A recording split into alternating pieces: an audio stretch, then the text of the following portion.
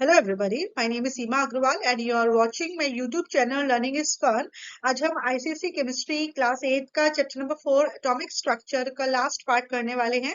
और इस वीडियो में मैं आपको वैलेंसी, रेडिकल्स और केमिकल बॉन्ड्स के बारे में बताऊंगी। केमिकल बॉन्ड्स में यहाँ पर हम लोग सिर्फ दो बॉन्ड्स ही डिस्कस करेंगे, इलेक्ट्रोवैलेंट बॉन्ड और कोवैलेंट बॉन्ड। पीएच के हिसाब से यही दो जो बॉन्ड्स हैं वो कोर्स में हैं। तो चलिए हम स्टार्ट करते हैं। The elements tends to combine in such a way that each element has 8 electrons in its valence shell except hydrogen, lithium and helium। जैसे मैंने आपको बार बार बताया कि हाइड्रोजन, हीलियम और लिथियम को छोड़ के बाकी सारे इस तरह से कोशिश करते हैं कि उनके आउटर मोस्ट ऑर्बिट में 8 इलेक्ट्रॉन्स आ जाए। इसी को हम ऑक्टेट रूल कहते हैं। जब आउटर मोस्ट ऑर्बिट में 2 इलेक्ट्रॉन्स होते हैं तो उसको डुप्लेट रूल कहते हैं। जब आउटर मोस्ट ऑर्बिट में 8 इलेक्ट्रॉन्स आते हैं तो उसको ऑक्टेट रूल कहते हैं। कोशल के बारे में थोड़ा सा और जान लेते हैं। Kossel was born on 4 January 1888 in Berlin, Germany। In 1960, he put forth his theory of the ionic chemical bond octet rule। Octet rule was also independently put forth by Gilbert and Lewis in the same year। Octet rule की जो theory है वो कौशल ने भी दी थी और same year में Louis ने भी दी थी। आगे चल के आप इलेक्ट्रॉन डॉट स्ट्रक्चर सीखेंगे, उसमें आपको लुइस इलेक्ट्रॉन डॉट स्ट्रक्चर है। तो ये भी आपका ऑक्टेट रूल पे बेस्ड है और आपका कौशल की जो थ्योरी है वो भी ऑक्टेट रूल पे ही बेस्ड है। और ऑक्टेट रूल के हिसाब से होता है कि आउटर मोस्ट ऑर्बिट में 8 इलेक्ट्रॉन्स आए ताकि वो जो एटम है वो स्टेबल हो जाए, क्योंकि वो अपने नियरेस्ट नोबल गैस को कॉपी करने की कोशिश करता है। और नोबल गैसेस का जो इलेक्ट्रॉनिक कन्फिगरेशन होता है वो स्टेबल होता है, क्योंकि उनके आउटर मोस्ट ऑर्बिट में या तो 2 इलेक्ट्रॉन्स होते हैं या 8। ठीक है, तो इसमें हमने क्या पढ़ा, वैलेंस शेल के बारे में पढ़ा कि वैलेंस शेल क्या होता है। आउटर मोस्ट ऑर्बिट को ही हम वैलेंस शेल या वैलेंस ऑर्बिट कहते हैं। और उस आउटर मोस्ट ऑर्बिट में जो इलेक्ट्रॉन्स होते हैं हम उसको वैलेंस इलेक्ट्रॉन्स कहते हैं। जो भी एलिमेंट्स पार्टिसिपेट करते हैं वो इसलिए पार्टिसिपेट करते हैं ताकि वो स्टेबल बन सके या नॉन रिएक्टिव बन सके। और नॉन रिएक्टिव या स्टेबल बनने के लिए उनको अपने आउटर मोस्ट ऑर्बिट में 2 या 8 इलेक्ट्रॉन्स चाहिए। हाइड्रोजन, लिथियम और बेरिलियम को छोड़ के बाकी सारे 8 इलेक्ट्रॉन्स लाने की कोशिश करते हैं। 8 इलेक्ट्रॉन्स या तो आएंगे आपको इलेक्ट्रॉन एक्सेप्ट करके या डोनेट करके या शेयर करके। किसी भी एटम ने कितने एटम्स को एक्सेप्ट किया है, डोनेट किया है या शेयर किया है, उतनी ही उसकी वैलेंसी हो जाती है। तो वैलेंसी एक तरीके से उसकी कंबाइनिंग कैपेसिटी होती है। तो ये इसका मेन पार्ट था। ठीक है, in general the valency of metal is the same as the number of electrons in the valence shell. अब मेटल के केस में क्या होता है, जितने इलेक्ट्रॉन उनके वैलेंस शेल में होते हैं उतनी उनकी वैलेंसी होती है। जैसे सोडियम का हमने एग्जांपल देखा था कि सोडियम की वैलेंस शेल में 1 इलेक्ट्रॉन था, तो सोडियम की वैलेंसी क्या हो गई थी, 1 थी। मैग्नीशियम के केस में 2 वैलेंस इलेक्ट्रॉन है तो उसकी वैलेंसी क्या हो जाती है, 2। देखो, जैसे मैग्नीशियम का जो होता है, मैग्नीशियम का एटॉमिक नंबर होता है 12। तो मैग्नीशियम का अगर आप इलेक्ट्रॉनिक कन्फिगरेशन बनाएंगे 282, तो उसकी आउटर मोस्ट ऑर्बिट में कितने इलेक्ट्रॉन है, 2। तो मेटल के केस में उनके आउटर मोस्ट ऑर्बिट में जितने इलेक्ट्रॉन्स हो जाते हैं उतनी उनकी वैलेंसी आती है। ठीक है, ऐसे जैसे अगर आप एल्यूमिनियम देखोगे तो एल्यूमिनियम का एटॉमिक नंबर होता है 13। इसको बनाओगे तो 283, तो इसके आउटर मोस्ट ऑर्बिट में कितने इलेक्ट्रॉन्स है, 3। तो इसकी वैलेंसी 3 हो जाती है। तो मेटल के केस में क्या होता है, उनके आउटर मोस्ट ऑर्बिट में जितने इलेक्ट्रॉन्स होते हैं वो उनकी वैलेंसी हो जाती है।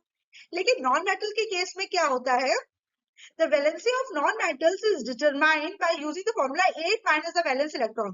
non-metals की वैलेंसी अगर आपको निकालना है तो उसके वैलेंस में वैलेंस शेल में जितने भी इलेक्ट्रॉन्स हैं उसको 8 से माइनस करना होता है। जैसे कि नॉन मेटल क्या हो गया, नाइट्रोजन। नाइट्रोजन एक नॉन मेटल है और नाइट्रोजन एटॉमिक नंबर है 7। तो इसका अगर इलेक्ट्रॉनिक कन्फिगरेशन बनाओगे तो 2 और 5 होगा। अब इसके आउटर मोस्ट ऑर्बिट में 5 है तो इसका मतलब इसकी वैलेंसी 5 नहीं होगी। चूंकि नॉन मेटल है तो इसकी वैलेंसी क्या होगी, 8 माइनस 5 यानी कि 3। 8 में से 5 काटो तो उसकी वैलेंसी कितनी बचेगी, 3। तो नाइट्रोजन की वैलेंसी क्या हो जाएगी, 3। उसी तरीके से अगर आप ऑक्सीजन को देखोगे तो ऑक्सीजन का एटॉमिक नंबर होता है 8 यानी कि 2 और 6, है ना। ऑक्सीजन एक नॉन मेटल है तो इसकी वैलेंसी क्या हो जाएगी, 8 माइनस 6 यानी कि 2। तो नॉन मेटल के केस में जो भी आउटर मोस्ट इलेक्ट्रॉन होते हैं या वैलेंस इलेक्ट्रॉन्स होते हैं उसको 8 से माइनस करते हैं और जितना बचता है वो उसकी वैलेंसी आती है।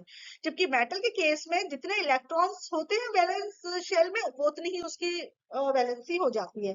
तो इस बात का आपको ध्यान रखना पड़ेगा कि मेटल्स की वैलेंसी कैसे निकालते हैं और नॉन मेटल्स कैसे निकालते हैं। वैलेंसी ऑफ नोबल और इनर्ट गैसेस इज 0, है ना। इनर्ट गैस की या नोबल गैस जो होती है, 6 नोबल गैसेस होती है, उनकी वैलेंसी 0 होती है। As they have 8 electrons in their valence shell and they are 4 chemically inert. आपको पता है जितने भी नोबल गैसेस है, कौन से नोबल गैसेस है, हीलियम है ना, नियॉन है, आर्गन है, जेनॉन है, रेडॉन है, और एक और है, ठीक है, इसमें से एक मैं भूल रही हूँ। तो ये इन सब की वैलेंसी क्या आ रही है, इन सब की वैलेंसी जो होती है जीरो होती है। क्यों? क्योंकि इनका जो आउटरमोस्ट ऑर्बिट में कितने इलेक्ट्रॉन्स होते हैं, या तो हीलियम के केस में 2, बाकी सबके केस में 8 होते हैं। तो इसलिए ये सारे के सारे केमिकली इनर्ट होते हैं। Elements with variable valency with valency 1 are called monovalent. अच्छा, दूसरी चीज क्या है कि जो वैलेंसी होती है वो 3 प्रकार की होती है। जो एलिमेंट्स होते हैं 3 प्रकार के होते हैं, मोनोवैलेंट, डाइवैलेंट और ट्राइवैलेंट। ठीक है, जैसे कि आप इस यहाँ पे भी देख रहे हो कि जो एलिमेंट्स है वो या तो मोनोवैलेंट है, या डाइवैलेंट है, या ट्राइवैलेंट है। मोनोवैलेंट मतलब क्या होता है, अगर किसी भी एलिमेंट की वैलेंसी 1 है ना, जैसे कि सोडियम और क्लोरीन, अगर वैलेंसी 1 है तो वो मोनोवैलेंट कहलाते हैं। अगर वैलेंसी 2 है तो डाइवैलेंट कहला रहे हैं, जैसे कि मैग्नीशियम और कैल्शियम, इनकी वैलेंसी 2 होती है तो उनको डाइवैलेंट कहते हैं। अगर उनकी वैलेंसी 3 है तो उसको ट्राइवैलेंट कहते हैं, जैसे कि लिथियम एंड फॉस्फोरस। ठीक है, तो एलिमेंट्स आपके मोनोवैलेंट, डाइवैलेंट और ट्राइवैलेंट हो सकते हैं डिपेंडिंग कि उनकी वैलेंसी क्या है। When an atom donates electrons to acquire a stable electronic configuration, it becomes positively charged and it is called electropositive ions. जब भी एटम आपका इलेक्ट्रॉन को डोनेट करता है तो वो उसके ऊपर ताकि उसका स्टेबल कॉन्फ़िगरेशन आ जाए तो उसके ऊपर पॉजिटिव चार्ज आता है। जैसे भी हमने पिछले वाले एग्जांपल में देखा था कि सोडियम ने इलेक्ट्रॉन को डोनेट किया था, तो सोडियम ने चूंकि इलेक्ट्रॉन को डोनेट किया था इसलिए सोडियम के ऊपर क्या आ गया था, पॉजिटिव चार्ज आ गया था, है ना। सोडियम ने जैसे सोडियम जो सोडियम देखा था ना, सोडियम ने इलेक्ट्रॉन को लूज किया था, तो जितना उसका इलेक्ट्रॉन लूज किया था उतना उसके पॉजिटिव चार्ज आ गया था। तो जब लूज करते हैं तो जो बनता है उसको क्या कहते हैं, electropositive ion, electro positive ion. ठीक है, और इसी को हम कैटायन भी कहते हैं। जितने भी मेटल्स होते हैं वो कैटायन होते हैं, यानी कि जितने भी मेटल्स होते हैं उनकी वैलेंसी हमेशा प्लस होती है। जितने भी नॉन मेटल्स होते हैं उनकी वैलेंसी क्या होती है, हमेशा माइनस होती है। तो अगर प्लस वाले को आप इलेक्ट्रो पॉजिटिव कह रहे हो तो माइनस वालों को आप क्या कहते हो, इलेक्ट्रो नेगेटिव। ठीक है, तो एक ही चीज है, तो आप इसको इस तरीके से याद करो, plus valency minus valency. Plus वाले को हम कैटायन बोलेंगे, माइनस वाले को हम एनायन बोलेंगे। दूसरा नाम क्या है, इसको हम इलेक्ट्रो पॉजिटिव बोलेंगे, इसको हम इलेक्ट्रो नेगेटिव बोलेंगे। तीसरा क्या है, जितने भी पॉजिटिव वाले होते हैं वो मेटल्स होते हैं, और जितने भी नेगेटिव वाले होते हैं वो नॉन मेटल्स होते हैं। तो आप इस तरीके से आप इस चीज को तैयार कर सकते हैं। ठीक है, during chemical reaction metals donate electrons resulting a greater number of protons and lesser number of electrons left with them, as a result they become positively charge cations. Actually क्या होता है, इसके पीछे लॉजिक क्या है कि जब भी आपका जो एटम होता है वो तो इलेक्ट्रिकली न्यूट्रल होता है, तो इलेक्ट्रिकली न्यूट्रल वो है, तब तक तो बात ठीक है। लेकिन जब वो इलेक्ट्रॉन्स को डोनेट या एक्सेप्ट करता है तो उसमें जो प्रोटॉन तो सेम रहते हैं, तो यानी कि पॉजिटिव चार्ज तो उसके ऊपर सेम रहेगा, लेकिन नेगेटिव चार्ज बढ़ जाता है और घट जाता है। जब इलेक्ट्रॉन आपने एक्सेप्ट किए, ऐड किए जब आपने इलेक्ट्रॉन्स, तो क्या हो गया, प्रोटॉन तो उतना ही रहा लेकिन माइनस साइन ज्यादा हो गए। तो उसके ऊपर जितना ज्यादा हो जाएगा उतना उसको ऊपर माइनस साइन आ जाता है, और जितना उस पर अगर उसने डोनेट किए तो जितना उस पर माइनस साइन कम हो जाता है तो उतना फिर उस पर प्लस चार्ज चढ़ जाता है। ठीक है, तो ये चीज समझ में आई कि अगर इसको हम दोबारा इसको ढंग से समझें तो आपको पता है कोई भी एटम इलेक्ट्रिकली न्यूट्रल होता है, इलेक्ट्रिकली न्यूट्रल होता है, यानी कि जितने प्रोटॉन्स है उतने ही इलेक्ट्रॉन्स हैं, यानी कि जितना पॉजिटिव चार्ज है उतना ही नेगेटिव चार्ज है। अगर केमिकल रिएक्शन में किसी भी एटम में, सपोज करो सोडियम के केस में, है ना, 11 प्रोटॉन्स थे और 11 ही इलेक्ट्रॉन्स थे, लेकिन जो सोडियम का कॉन्फ़िगरेशन था 281 था, तो इसने क्या किया, एक इलेक्ट्रॉन लूज कर दिया। जब एक इलेक्ट्रॉन उससे लूज कर दिया तो उसके पास इलेक्ट्रॉन्स कितने बचे, 10, यानी माइनस चार्ज हो गया 10, और प्लस जो चार्ज है वो अभी भी 11 है, तो प्लस 11 माइनस 10 क्या हो जाएगा, +1। तो इसके ऊपर कितना चार्ज आएगा, +1 सोडियम के ऊपर, इसलिए सोडियम कैटायन। तो ये दूसरा तरीका होता है वैलेंसी फाइंड आउट करने का। तो हम ऐसे भी कर सकते हैं, एक तो या तो ऐसे देख लो कि मेटल्स की वैलेंसी क्या होती है, जितने उसके वैलेंस इलेक्ट्रॉन है, या दूसरा तरीके से हम वैलेंसी कैसे आइडेंटिफाई करते हैं कि उसने कितने इलेक्ट्रॉन्स को डोनेट किया। तो वो भी एक तरीका होता है वैलेंसी फाइंड आउट करने का। अगर उसने एक इलेक्ट्रॉन डोनेट किया तो उसकी वैलेंसी 1 हो जाएगी, अगर उसने 2 डोनेट किए तो 2 हो जाएगी। तो हम दो तरीके से वैलेंसी का पता कर सकते हैं। ठीक है, वही एग्जाम्पल इन्होंने दिया, देखो जैसे सोडियम है, सोडियम के 11 इलेक्ट्रॉन्स है, इसने एक इलेक्ट्रॉन दिया तो सोडियम प्लस आ गया क्योंकि अब इसके पास 10 इलेक्ट्रॉन्स बचे, है ना। तो सोडियम जब का इलेक्ट्रॉनिक कन्फिगरेशन पहले क्या था 281, और जब उसने लूज कर दिया तो उसका इलेक्ट्रॉनिक कन्फिगरेशन क्या हो गया 28, यानी कि वो स्टेबल हो गया। ठीक उसी तरीके से इन्होंने मैग्नीशियम का बता दिया है। जैसे मैग्नीशियम है, मैग्नीशियम का क्या होता है एटॉमिक नंबर 12, यानी कि इसका इलेक्ट्रॉनिक कन्फिगरेशन क्या हुआ 282। अब इसको स्टेबल चाहिए तो ये क्या करेगा, वो ये चाहता है कि मेरे आउटर मोस्ट ऑर्बिट में 8 इलेक्ट्रॉन्स आ जाए, तो इसके पास ये जो एक्स्ट्रा 2 है ना इसको ये लूज कर देगा, दे देगा दूसरे वाले को जिसके साथ ये रिएक्शन कर रहा है। तो ये जब ये दे देगा तो चूंकि इसके पास 2 इलेक्ट्रॉन्स की कमी हो गई तो इसके पास चार्ज आ जाएगा 2+, और इसका इलेक्ट्रॉनिक कन्फिगरेशन क्या बन जाएगा 2 8, है ना। तो यही चीज दिखा रहा है इसमें 2 8 इसका बन गया। उसी तरीके से हमने थर्ड एग्जाम्पल एल्यूमिनियम का देखा था, एल्यूमिनियम क्या होता है 13 होता है, तो इस केस में इसका इलेक्ट्रॉनिक कन्फिगरेशन क्या होता है 2 8 3। तो उसको स्टेबल कॉन्फ़िगरेशन लाने के लिए क्या कर देगा 3 इलेक्ट्रॉन्स को लूज कर देगा। जब 3 इलेक्ट्रॉन्स लूज कर देगा तो उसके ऊपर कितना चार्ज आ जाएगा +3 आ जाएगा, और इसका इलेक्ट्रॉनिक कन्फिगरेशन क्या हो जाएगा 2 8। तो जब आउटर मोस्ट ऑर्बिट में 8 इलेक्ट्रॉन्स आ गए तो ये क्या हो गया स्टेबल हो गया, ठीक है ना। तो यही चीज होती है, इसीलिए वो रिएक्शन करते हैं। Depending upon the number of electrons donated, elements are monovalent, divalent and trivalent, है ना। तो जितने उन्होंने इलेक्ट्रॉन्स डोनेट किए उस हिसाब से वो मोनोवैलेंट है, डाइवैलेंट है या ट्राइवैलेंट है। अभी हमने क्या पढ़ा था, जिसकी वैलेंसी 1 है 2 है 3 है तो उस हिसाब से वो मोनोवैलेंट, डाइवैलेंट, ट्राइवैलेंट है। तो दूसरी तरीके से हम बोल सकते हैं कि कितने जितने इलेक्ट्रॉन्स उन्होंने डोनेट करे। अगर सोडियम केस में उसने 1 इलेक्ट्रॉन डोनेट किया तो इसलिए वो मोनोवैलेंट है। मैग्नीशियम के केस में उसने 2 इलेक्ट्रॉन्स डोनेट किए तो वो डाइवैलेंट है। एल्यूमिनियम के केस में उसने 3 इलेक्ट्रॉन्स डोनेट किए इसलिए वो ट्राइवैलेंट है। All metals and hydrogens have positive valency since their valence shell have 1 2 or 3 electrons। याद रखने वाली चीज है, जितने भी मेटल्स हैं और हाइड्रोजन, इनकी वैलेंसी हमेशा पॉजिटिव होती है, क्योंकि इनकी वैलेंस ऑर्बिट में या तो 1 से लेकर 3 तक इलेक्ट्रॉन्स होते हैं, और 1 से लेकर 3 तक इलेक्ट्रॉन्स को आसानी से डोनेट किया जा सकता है। जब भी आप इलेक्ट्रॉन्स को डोनेट करते हैं तो आपके ऊपर वैलेंसी जो आती है वो पॉजिटिव वैलेंसी आती है, ठीक है ना। तो जितने भी इसको अगर हम नेट शेल में बोले तो मेटल्स जो होते हैं और हाइड्रोजन जो होता है, एक्चुअली हाइड्रोजन क्या है ना वो पॉजिटिव वैलेंसी भी दिखाता है और नेगेटिव वैलेंसी भी दिखाता है। जब आगे आप और कंपाउंड पढ़ोगे ना तो आपको हाइड्रोजन का पता चलेगा। तो जो हाइड्रोजन और मेटल्स क्या होते हैं, ये हमेशा इलेक्ट्रॉन्स को डोनेट करते हैं, और जब भी इलेक्ट्रॉन्स को जो डोनेट करता है उसके ऊपर जो वैलेंसी आती है वो हमेशा पॉजिटिव आती है, पॉजिटिव वैलेंसी इनके ऊपर आती है, ठीक है। तो मेटल्स के ऊपर हमेशा पॉजिटिव वैलेंसी लिखी होती है। आप कभी भी देख लेना, कोई भी मेटल उठा के देख लेना, चाहे आप सोडियम देख रहे हो या मैग्नीशियम देख रहे हो या कैल्शियम देख रहे हो या गोल्ड देख रहे हो या मरकरी देख रहे हो, ये सारे मेटल्स हैं और इन सब की वैलेंसी प्लस में होती है, ठीक है। इसलिए प्लस होती है, इसलिए इसको इलेक्ट्रोपॉजिटिव भी बोलते हैं और उनको कैटायंस भी बोलते हैं। तो कंफ्यूज मत हो, एक ही कॉन्सेप्ट है, उसको अलग अलग नाम दे दिया गया है, ठीक है। तो ये पूरी लिस्ट है आपकी मोनोवेलेंट की, डाइवेलेंट की, ट्राइवेलेंट की। एक मैंने अलग से एक शॉर्ट वीडियो बनाया था जिसमें मैं हर एक वैलेंसी को एक्सप्लेन किया था, आप उस वाले वीडियो को और डिटेल में देख सकते हो। और अभी के लिए हम देखते हैं कि जो हमारे हमको क्या है 10 तक फर्स्ट 20 एलिमेंट से ही मतलब रहता है। तो हमने फर्स्ट 20 एलिमेंट्स में देख लिया कौन कौन से मोनोवेलेंट है, डाइवेलेंट है और ट्राइवेलेंट है ना। जैसे इसमें इसके केस में sodium, potassium, copper, silver, mercury, hydrogen और अमोनियम आयंस जितने हैं ये सारी के सारे क्या है, इनकी वैलेंसी +1 है। फिर आपका magnesium, calcium, beryllium, zinc, nickel, copper, iron, lead, tin, silver, mercury और मैंगनीज, इनकी जो वैलेंसी है वो 2 है। और फिर तीसरा केस है एल्यूमिनियम, आयरन और क्रोमियम, इनकी वैलेंसी 3 है।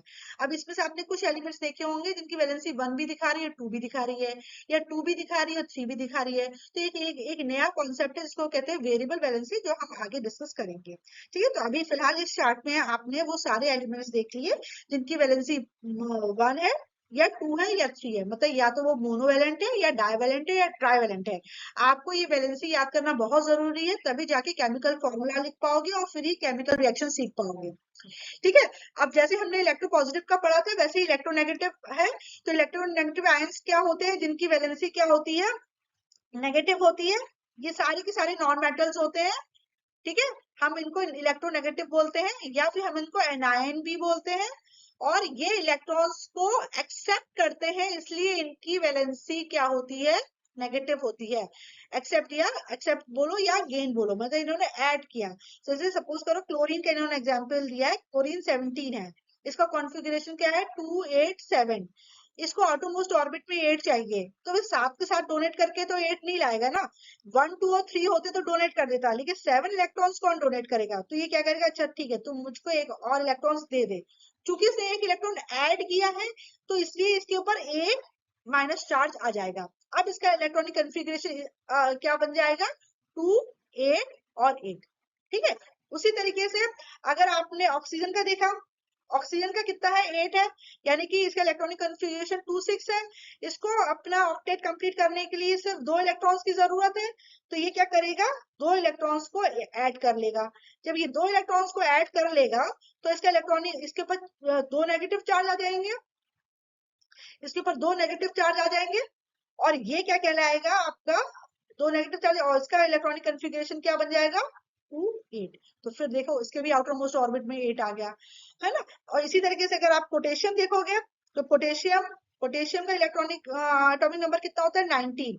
तो ये क्या हुआ 2 8 8 1, है ना। आउटर मोस्ट ऑर्बिट में 8 से ज्यादा नहीं आते हैं, तो हम 2 8 9 नहीं लिखेंगे इसका, है ना, हम कभी भी नहीं कर, जैसे 8 इलेक्ट्रॉन्स आते हैं, आगे का जितना भी एक्स्ट्रा इलेक्ट्रॉन होगा वो नेक्स्ट ऑर्बिट में चला जाता है। ठीक है, भले ही हम जिन्हें पढ़ा है कि के एल एम में 18 इलेक्ट्रॉन आ सकते हैं, लेकिन जब हम इलेक्ट्रॉनिक कॉन्फ़िगरेशन बनाते हैं तो किसी भी जो ऑर्बिट है, किसी भी शेल में 8 से ज्यादा हम इलेक्ट्रॉन्स नहीं लेंगे। ठीक है, तो ये चीज को हमेशा ध्यान रखना। तो पोटेशियम का जो तुम्हारा इलेक्ट्रॉनिक कॉन्फ़िगरेशन बनेगा 2881, अब इसको आउटर मोस्ट ऑर्बिट में 1 इलेक्ट्रॉन चाहिए। तो हालांकि ये तो खैर मैंने एक मेटल का एग्जांपल ले लिया, तो ये जो होगा ये इलेक्ट्रॉन को 1 इलेक्ट्रॉन को डोनेट कर देगा, तो चूंकि इसने दिया है इलेक्ट्रॉन, इसलिए इसके ऊपर प्लस आया। तो देख रहे हो, जब इलेक्ट्रॉन डोनेट कर रहा है तो प्लस वैलेंसी आ रही है, जब इलेक्ट्रॉन एक्सेप्ट कर रहा है तो उसके ऊपर नेगेटिव वैलेंसी आ रही है, तो उल्टा होता है। जब आप इलेक्ट्रॉन को ऐड करोगे तो वैलेंसी क्या हो जाएगी, माइनस हो जाएगी। जब इलेक्ट्रॉन को आप लूज करोगे तब आपकी वैलेंसी प्लस हो जाएगी। ठीक है, ये अपोजिट होता है, तो इस चीज का ध्यान रखना है। ठीक है, जिस तरीके से इलेक्ट्रोपॉजिटिव जो एलिमेंट्स थे वो आपके मोनोवेलेंट डाइवेलेंट और ट्राइवेलेंट थे, उसी तरीके से जो इलेक्ट्रोनेगेटिव आयंस होते हैं वो भी मोनोवेलेंट डाइवेलेंट और ट्राइवेलेंट होते हैं।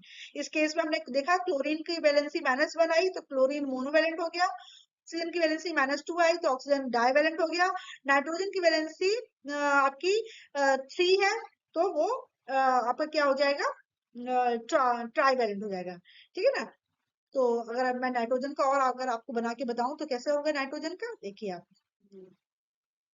नाइट्रोजन हम देखते हैं, जो नाइट्रोजन होता है उसका एटॉमिक नंबर होता है 7, है ना। तो इसका इलेक्ट्रॉनिक कन्फिग्रेशन हुआ 2 और 5। अब इसको ऑक्टेट करने के लिए 3 चाहिए, तो ये क्या करेगा, 3 इलेक्ट्रॉन्स को ले लेगा। 3 इलेक्ट्रॉन्स को ले लेगा तो इसकी वैलेंसी क्या हो जाएगी 3 नेगेटिव, और इसका इलेक्ट्रॉनिक कन्फिग्रेशन 2 8 हो जाएगा। ठीक, तो चूंकि इसे 3 इलेक्ट्रॉन्स एक्सेप्ट किए ना, इसलिए इसकी वैलेंसी 3 नेगेटिव आ गई।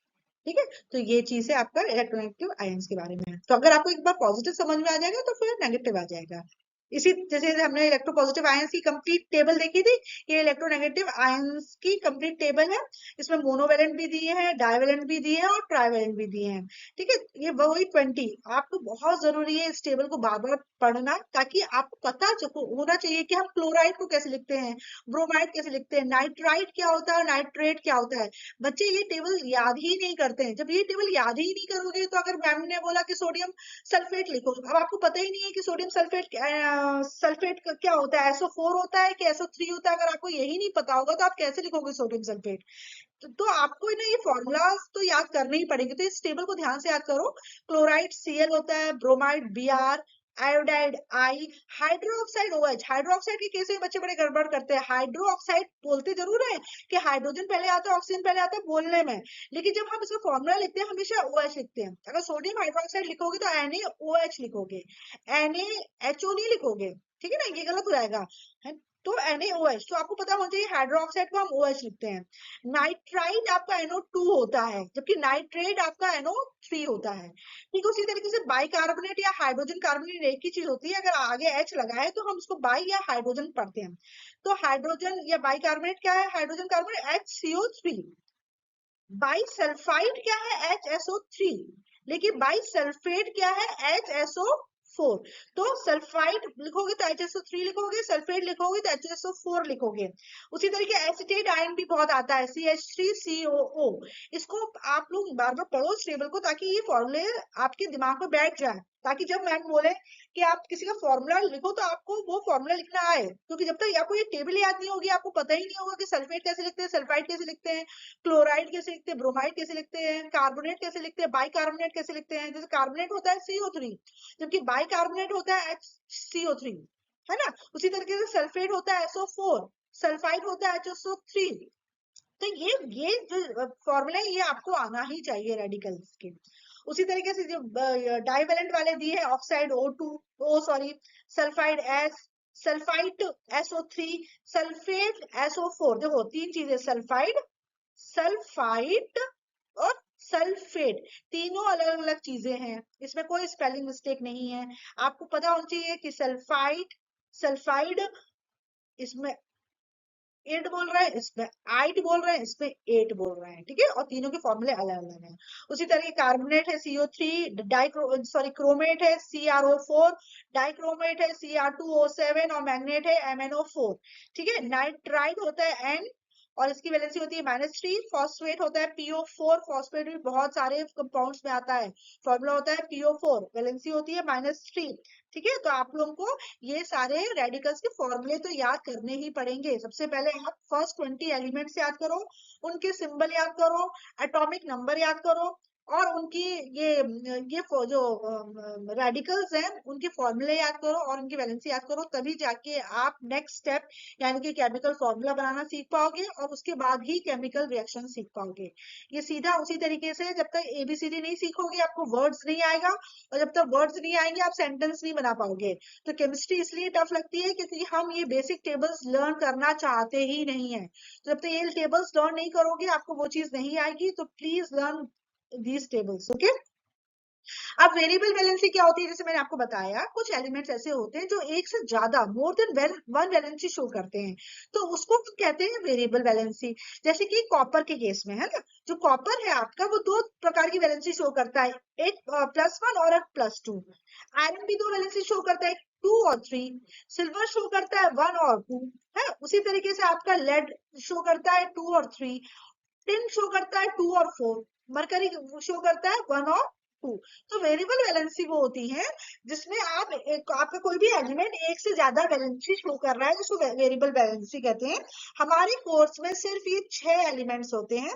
आप इन 6 एलिमेंट्स को अच्छे से देख लो कि कौन कौन से एलिमेंट्स वेरिएबल वैलेंसी शो कर रहे हैं, ठीक है। जैसे मैं आपकी सहूलियत के लिए अगर बता दूं कि जो कॉपर है वो वेरिएबल वैलेंसी शो करता है, और इसकी एक वेरिएबल वैलेंसी +1 होती है और एक +2 होती है। फिर तुम्हारा जो सिल्वर है जिसको हम Ag से कहते हैं, इसकी वैलेंसी भी +1 और +2 होती है, ये भी दो शो करता है। इसके बाद मरकरी है, ये भी दो वैलेंसी शो करता है, +1 और +2, ठीक है। उसके अलावा अगर आयरन है तो ये भी वेरिएबल वैलेंसी शो करता है, लेकिन ये +2 और +3 वैलेंसी शो करता है, ठीक है। उसी तरह के जो लेड है जिसको आप Pb से लिखते हैं, ये वैलेंसी शो करता है +2 और +4। और जो टिन होता है वो भी वेरिएबल वैलेंसी शो करता है, और वो शो करता है +2 और +4। तो ये 6 ही याद करने हैं, ये 6 ही एलिमेंट्स है जो कि वेरिएबल वैलेंसी शो करते हैं, ठीक है। अच्छा, अब दूसरी चीज उसमें लिखी है, in case of metals showing variable valency, तो lower valency is represented by adding ous, है ना। अगर लोअर वैलेंसी को हम adding suffix ous and the name of the metal, in the case of ferrous it will become it will become ferrous, and suffix it the metal representing higher valency as in case of ferric। देखो क्या कह रहे हैं, जैसे copper है वो दो valency show कर रहा है, +1 और +2। जब कॉपर +1 वैलेंसी यानी कि इन दोनों वैलेंसी कंपेयर करोगे तो 1 जो वैलेंसी है वो छोटी हुई और 2 वैलेंसी बड़ी कहलाई। तो जो हम कॉपर जब वैलेंसी +1 शो कर रहा है तो फिर कॉपर को आप क्या बोलोगे, यहाँ पे जब 1 वैलेंसी शो कर रहा है तो इसको बोलोगे क्यूप्रस, ठीक है। इसके पीछे जो सफिक्स लगेगा वो OUS, क्यूप्रस लगेगा। लेकिन जब ये बड़ी वाली वैलेंसी शो कर रहा है तो इसको बोलोगे क्यूप्रिक, इसकी वैलेंसी आई जाएगी 1। उसी तरीके से आयरन है, आयरन को हम फेरस, है ना। अगर छोटी वाली वैलेंसी शो कर रहा है तो आयरन कहलाएगा फेरस, OUS लगेगा। लेकिन जब +3 वैलेंसी शो कर रहा है तो ये कहलाएगा फेरिक, ठीक है। एक मतलब कहने का मतलब है छोटी वैलेंसी में सफिक्स OUS लगता है और बड़ी में एक लगता है। तुम्हारा लेड है सो प्लम्बम कहते हैं, छोटी वैलेंसी यूज शो कर रहा है तो उसको कहते हैं प्लम्बस। ठीक है, यहाँ पे इसको कहेंगे प्लम्बिक बड़ी वैलेंसी में। ऐसे टिन है, यहाँ पे कहेंगे स्टेनस, यहाँ पे बोलेंगे स्टेनिक। सिल्वर है, यहाँ पे बोलेंगे अर्जेंटस, और ये छोटी बड़ी वैलेंसी बोलेंगे अर्जेंटिक। मर्क्यूरी छोटी वैलेंसी भी बोलोगे मर्क्यूरस, और बड़ी वैलेंसी भी बोलोगे उसको मर्क्यूरिक। तो छोटी वैलेंसी के आगे लगता है छोटी वैलेंसी में सफिक्स लगता है OUS, और बड़ी वाली वैलेंसी में सफिक्स लगता है IC। ठीक है, ये चीज याद रखो है ना। In case of metal showing variable valencies, the lower valency is representing by adding suffix us to the name of the metal, as in case of ferrous, है ना। आयरन में तुमने छोटी वैलेंसी तो ferrous बोल दिया। The suffix IC is added to the metal representing higher valency, as in case ferric। जब iron 3 valency show कर रहा है तो ferric बोलते हैं। However, the modern method, the variable valency is written in Roman numbers. For example, ferrous iron is represented by represented by 2 Fe2 and Fe3। अब क्या हो गया, इसका जो रिप्रेजेंटेशन करने का तरीका है ना वो बदल दिया है। इन्होंने क्या करते हैं, अगर 2 वैलेंसी शो कर रहा है तो आयरन लिख के ब्रैकेट में तुम 2 रोमन नंबर में 2 लिख दोगे, और अगर आप ये 3 वैलेंसी शो कर रहा है तो आप आयरन का सिंबल लिख के ब्रैकेट में आप रोमन नंबर में 3 लिख दोगे। तो इससे पता चल जाता है कि आयरन वैलेंसी क्या शो कर रहा है, 2 या 3। उसी तरीके से तुम्हारा जो टिन है या लेड है या मरकरी है कॉपर है, कोई भी अगर वैलेंसी 2 या 3 शो कर रहा है तो उसकी वैलेंसी उसके ब्रैकेट में उसके आगे लिख देते हैं, तो इससे पता चल जाता है कि इस वाले कंपाउंड में ये वैलेंसी क्या शो कर रहा है। The advantage of the modern method over the earlier method is that neither the name nor the symbol of the element changes। इससे क्या होता है, हमको वो अस और एक वाला प्रॉब्लम सॉल्व हो जाता है, वो हमको याद रखने की जरूरत नहीं पड़ती कि हमें क्यूप्रस या क्यूप्रिक बोलना है ना। हमने कॉपर ही बोला और हमने +1 लिख दिया तो अंडरस्टूड है ये क्यूप्रस है, और अगर हमने 2 लिख दिया तो यानी कि वो क्यूप्रिक है। ठीक है, तो वो अस और एक वाला सफिक्स का जो कंफ्यूजन था वो अब मॉडर्न उसके हिसाब से चेंज कर दिया है। अब हम एलिमेंट के आगे उसका नंबर लिख देते हैं कि उसकी वैलेंसी वो इस वक्त क्या शो कर रहा है, छोटी वाली वैलेंसी शो कर रहा है या बड़ी वाली। ठीक है, रेडिकल्स क्या होते हैं, रेडिकल्स होते हैं 2 or more non-metals that collectively accept or donate 1 or more electrons and become negatively or positively charged in the process is called radical। Radical मतलब होता है 2 या 2 से ज्यादा नॉन मेटल, जैसे ये रेडिकल है अमोनिया, अमोनियम जो है वो रेडिकल है, इसमें दो दो चीज से मिलके बना है अमोनियम रेडिकल, है ना। आपका नाइट्रोजन और हाइड्रोजन से, है ना। अमोनियम होता है NH4, ये भी नॉन मेटल है ये भी नॉन मेटल है। ठीक है, जब 2 या 2 से ज्यादा नॉन मेटल एक साथ इलेक्ट्रॉन्स को डोनेट या एक्सेप्ट करते हैं और फिर उनके ऊपर पॉजिटिव या नेगेटिव चार्ज आता है, तब ये क्या कहलाता है, रेडिकल। एक्चुअली जो अमोनियम आयन है वो अमोनिया से बना है, जब अमोनिया ने एक और पॉजिटिव आयन ले लिया तो वो अमोनियम रेडिकल बन जाएगा। तो पूरे ग्रुप ने एक साथ लिया है ना, इसलिए इसे ग्रुप ऑफ एटम्स को क्या बोलोगे आप, रेडिकल बोलोगे। तो अमोनियम एक रेडिकल है, इसकी वैलेंसी है +1। इसके अलावा बाकी जितने भी हैं इनकी वैलेंसी माइनस में है। नाइट्रेट है इसकी वैलेंसी जैसे इसको लिखते हैं NO3 है, नाइट्रेट है ये NO3 है और इसकी वैलेंसी है आपकी -1। नाइट्राइट NO2 है, सल्फेट बाइसल्फेट है तो HSO4 है, बाइसल्फाइड है तो HSO3 है, बाइकार्बोनेट है तो HCO3 है, हाइड्रोक्साइड भी तुम्हारा रेडिकल है OH, एसीटेट है CH3COOH, सल्फेट है SO4 और उसकी वैलेंसी है -2। सल्फेट है ना, और सल्फाइड है SO3 और वैलेंसी है -2। कार्बोनेट CO3, डाइक्रोमेट Cr2O7 और फॉस्फेट PO4। ठीक है, तो ये सारे के सारे रेडिकल्स हैं। तो रेडिकल्स क्या होते हैं, रेडिकल्स की डेफिनेशन पूछ लेते हैं। रेडिकल का मतलब हुआ 2 or more non-metals that collectively accept or donate 1 or more electrons and become negatively or positively charged in the process। तो उन्होंने एक साथ इलेक्ट्रॉन्स को डोनेट किया या एक्सेप्ट किया और उनके ऊपर +1 वैलेंसी या 2 वैलेंसी या 3 वैलेंसी जो आ गई उस हिसाब से वो रेडिकल्स बन जाते हैं। ठीक है ना, तो कार्बोनेट की वैलेंसी -2 है, फॉस्फेट की वैलेंसी 3 है, -3 है, और अमोनियम की वैलेंसी यहाँ पे +1 है। ठीक है, तो ये रेडिकल्स है। केमिकल बॉन्ड भी एक इंपॉर्टेंट चीज है। क्या होता है केमिकल बॉन्ड, अभी 8th क्लास में सिर्फ 2 ही बॉन्ड्स के बारे में पढ़ना है हमको, इलेक्ट्रोवैलेंट बॉन्ड जिसको हम आयनिक बॉन्ड भी बोलते हैं और कोवैलेंट बॉन्ड। सबसे पहले कि केमिकल बॉन्ड क्या होता है, atoms tend to gain lose और share electrons in order to achieve stability, ये चीज हमने पढ़ ली। एटम या तो इलेक्ट्रॉन गेन करता है या लूज करता है या शेयर करता है ताकि वो स्टेबल हो जाए। The bond form between two atoms when they combine is called chemical bond. तो देखो, जब आप किसी से कुछ चीज लेते हो या किसी चीज से कुछ चीज देते हो तो आप दोनों के बीच में कोई बॉन्ड क्रिएट हो जाता है ना। उसी तरीके से जब हमारे कोई भी एटम या तो इलेक्ट्रॉन को किसी को दे रहे हैं या इलेक्ट्रॉन किसी से ले रहे हैं, तो उन दोनों एटम्स के बीच में एक बॉन्ड क्रिएट हो जाता है, तो उसको कहते हैं आप केमिकल बॉन्ड। जैसे सोडियम है और क्लोरीन है, ठीक है। सोडियम का नंबर 11, तो इसका इलेक्ट्रॉनिक कन्फिगरेशन हुआ 281। क्लोरीन है, इसका 17 होता है, इसका इलेक्ट्रॉनिक कन्फिगरेशन है 287। दोनों ही स्टेबल होना चाह रहे हैं।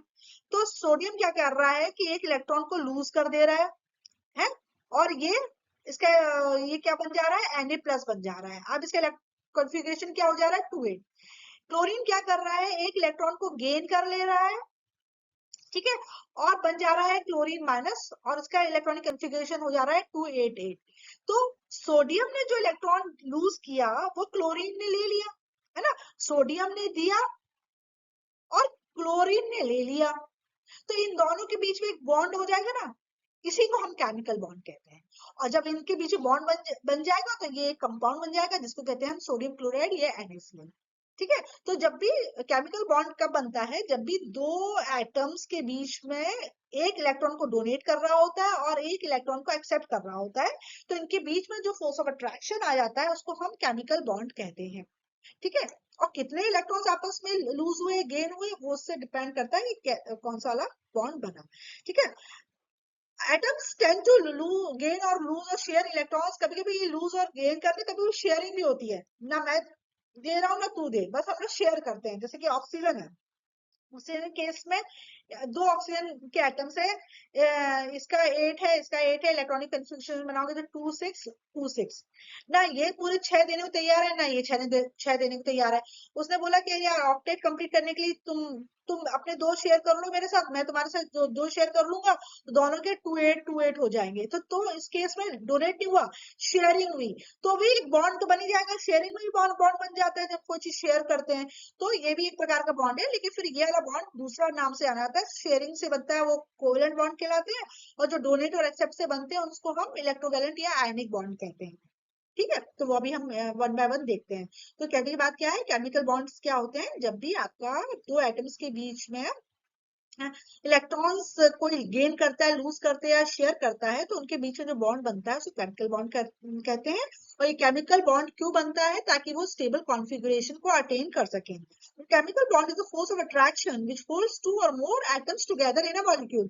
तो जब ये बॉन्ड बनता है तो इसमें एक फोर्स ऑफ अट्रैक्शन आ जाता है, और ये सोडियम और क्लोरीन अब एक साथ रहेंगे और सोडियम क्लोराइड कहलाएंगे, ठीक है ना। तो ये एटम एक साथ पे रहते हैं। Atoms can combine either bye transferring और शेयरिंग ऑफ इलेक्ट्रॉन्स, जैसे मैंने बताया कि एटम्स या तो इलेक्ट्रॉन्स को ट्रांसफर करके या शेयर करके कंबाइन कर सकते हैं। अब इलेक्ट्रोवैलेंट बॉन्ड क्या कहलाता है, the chemical bond formed by the complete transfer of electrons from one atom to another bond। जब आपने इलेक्ट्रॉन डोनेट कर दिया, जैसे सोडियम क्लोराइड के केस में सोडियम ने पूरा इलेक्ट्रॉन दे दिया, क्लोरीन ने पूरा इलेक्ट्रॉन एक्सेप्ट कर दिया, तो कंप्लीट ट्रांसफर हो गया, तब इसको कहते हैं इलेक्ट्रोवैलेंट बॉन्ड, या इसी को हम आयनिक बॉन्ड कहते हैं।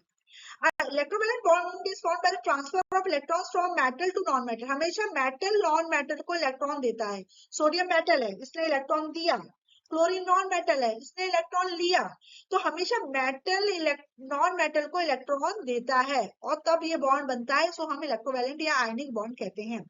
Electrovalent bond is formed by the transfer of electrons from a metal to non metal. Cations are the particles having positive charge, and anions are the particles having negative charge. The opposite charges get attracted to each other due to the presence of the strong electrostatic force of attraction. The formation of the bond takes place between the anion and the cation, and hence it is called ionic bond. आपको पता है कि जब sodium ने electron को loose किया, जब sodium ने इलेक्ट्रॉन लूज किया तो सोडियम हो गया आपका Na+, ठीक है, मतलब ये बन गया कैटायन, राइट। उसी तरीके से क्लोरीन ने इलेक्ट्रॉन को एक्सेप्ट किया तो उसके ऊपर आ गया माइनस चार्ज, यानी कि ये बन गया एनायन। तो पॉजिटिव चार्ज और नेगेटिव चार्ज आपस में अट्रैक्ट करते हैं और ये बॉन्ड बनाते हैं, ठीक है। और क्योंकि ये इसमें आयंस इन्वॉल्व है ना, इसलिए इसको हमने इलेक्ट्रोवैलेंट बॉन्ड को हम आयनिक बॉन्ड भी कहते हैं। तो या आप उसको इलेक्ट्रोवैलेंट बॉन्ड बोलो या इसको आयनिक बॉन्ड बोलो, क्योंकि हम पॉजिटिव और नेगेटिव वाले को कैटायंस और एनायंस बोलते हैं, इसलिए इसका एक दूसरा नाम भी है, इसको हम आयनिक बॉन्ड के नाम से भी जानते हैं। अब जैसे मैंने ये वाला एग्जाम्पल आपको समझा दिया है सोडियम क्लोराइड का, वही एग्जाम्पल इन्होंने दिया है कि सोडियम का जो है इलेक्ट्रॉनिक कन्फिग्रेशन, सोडियम एटम का इलेक्ट्रॉनिक कन्फिग्रेशन 281 है। जब इसने एक इलेक्ट्रॉन लूज कर दिया तो ये सोडियम कटायन बन गया, मतलब Na+ बन गया एक इलेक्ट्रॉन लूज करके। क्लोरीन का इलेक्ट्रॉनिक कन्फिग्रेशन है 287। इसको ऑक्टेट कंप्लीट करने के लिए इसने एक इलेक्ट्रॉन ले लिया, देखो प्लस का साइन दिखा रहा है, इसने एक इलेक्ट्रॉन ले लिया और उसके ऊपर एक -1 चार्ज आ गया, इसका इलेक्ट्रॉनिक कन्फिग्रेशन बन गया 288। ठीक है, तो अब जो पॉजिटिव जो सोडियम जो जो आपका कैटायन बना, ये वाला सोडियम Na+ और सोडियम क्लोराइड, इनके बीच में एक बॉन्ड डेवलप हो गया और ये कंपाउंड क्या बन गया, NaCl। तो इसको कहते हैं हम इलेक्ट्रोवैलेंट बॉन्ड या आयनिक बॉन्ड। तो आपको याद रखना है कि इलेक्ट्रोवैलेंट बॉन्ड बनता है कंप्लीट ट्रांसफर या कंप्लीट एक्सेप्टेंस ऑफ इलेक्ट्रॉन से। ठीक है, दूसरा बॉन्ड है कोवेलेंट बॉन्ड।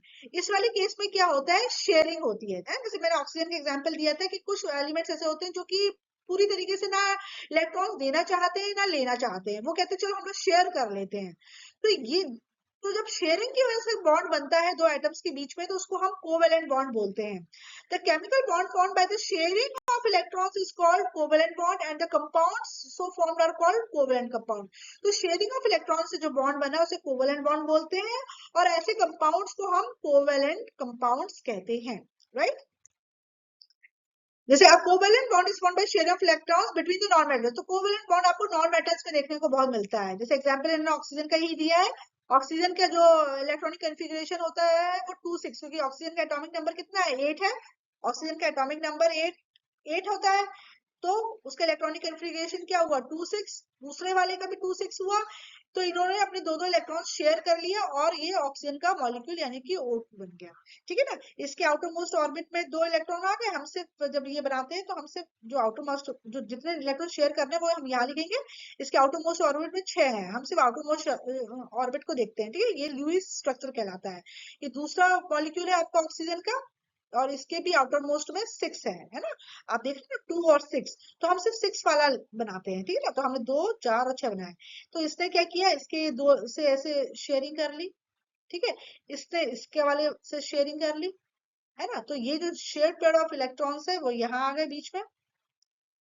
ठीक है, बीच में आ गए आपके शेयर पेयर ऑफ इलेक्ट्रॉन, और बाकी के जो इलेक्ट्रॉन्स है वो एज इट इज इनके पास रहे। ठीक है, तो अब इसके पास भी देखो 1 2 3 4 5 6 7 8 हो गए, और इसके पास भी 1 2 3 4 5 6 7 8 हो गए। ठीक है, ये वाला भी 2 ले लेंगे। तो इस तरीके से दोनों के पास 8 हो गए। ठीक है ना, इससे इस वाले एग्जाम्पल से आप अच्छे से देखो, जब इसने शेयरिंग कर ली तो इसके पास भी कितने हो गए, इनर ऑर्बिट तो 2 है, 1 2 3 4 5 6 7 8, आउटर मोस्ट ऑर्बिट का देखो। इस वाले में भी देखो 1 2 3 4 5 6 7 8, तो दोनों के ऑक्टेट कंप्लीट हो गए ना, और ये ऑक्सीजन का मॉलिक्यूल बन गया।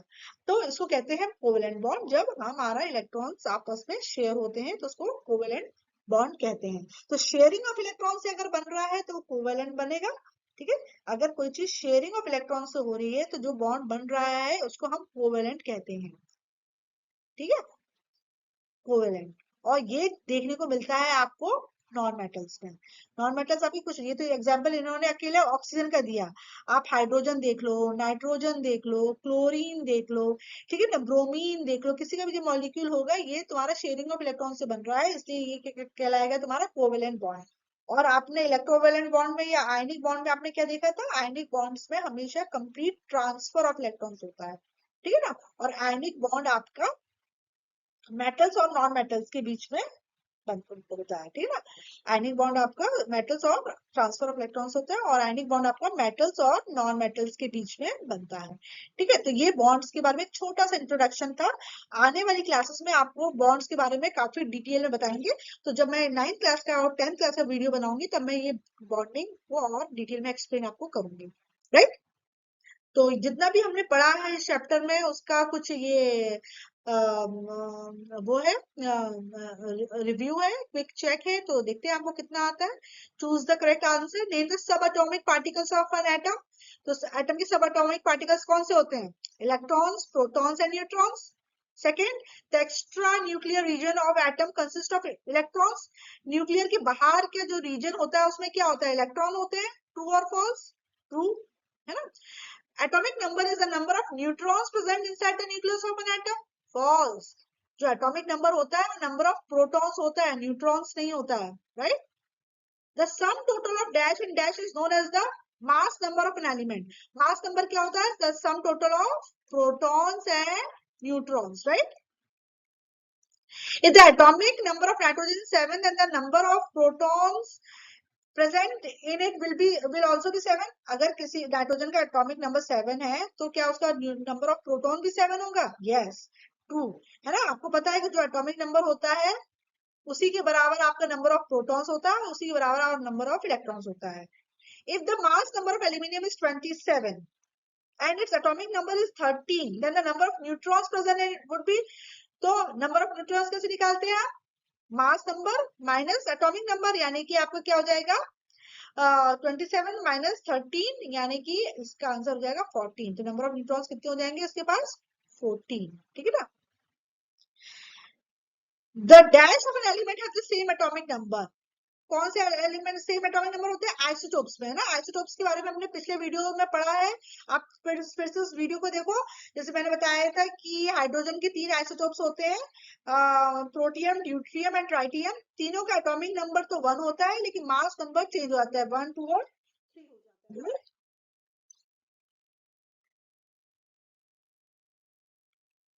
The outermost shell of an atom can accommodate 8 electrons. outermost orbit में कितने इलेक्ट्रॉन्स आ सकते हैं? 8. Oxygen donates 2 electrons and become an oxygen ions. Oxygen atom 2 electron donate करता है, फॉल्स, वो 2 इलेक्ट्रॉन गेन करता है। Ammonium is an example of a radical. Yes, एक रेडिकल का एग्जांपल है, क्योंकि 2 नॉन मेटल एक साथ इलेक्ट्रॉन्स को एक्सेप्ट या गेन करते हैं। A dash is formed when 2 atoms combine.